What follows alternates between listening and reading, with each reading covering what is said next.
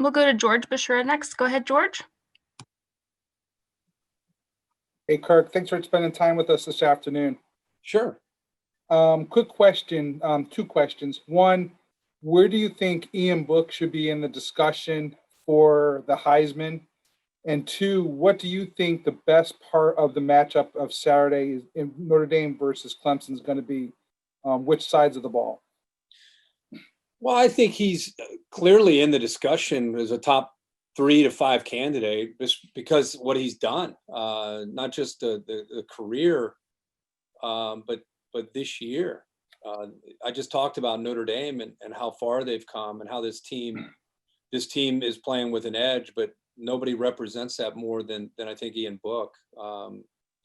He's a guy that not only gets him in the right play, but he has a flair for doing things that are very unpredictable. He has a flair for doing things off schedule, and he keeps drives alive. And I think his team, when you have a quarterback playing the way Ian Book is playing, I think his team believes he'll find a way to win a game.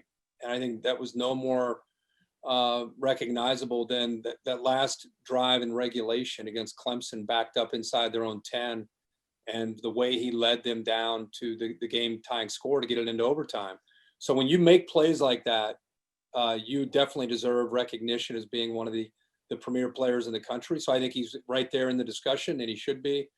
The thing I'm most looking forward to, I think, there's so many, but the thing I'm most looking forward to is Clemson's one of the big, kings of college football, and Notre Dame beat them.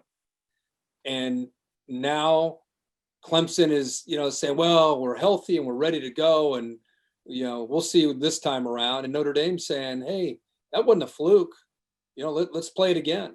And so just the fact that both teams are kind of upset, the fact that both teams kind of have that chip on their shoulder and something to prove. I love when two teams show up to a game with a chip on their shoulder. And I think because Notre Dame beat Clemson, Clemson has a big chip on their shoulder. They got a lot of energy in practice these last 2 weeks. And Notre Dame, that's who they are. So that's the part I'm looking forward to the most, is just the two teams with a lot at stake for both, not just one of them, but for both teams. It's going to should be one of the hardest hitting games of the year, I think. Thank you, Kirk, and have a Merry Christmas and a Happy New Year to you and your family. Thank you. Same to you, bud. Thank you.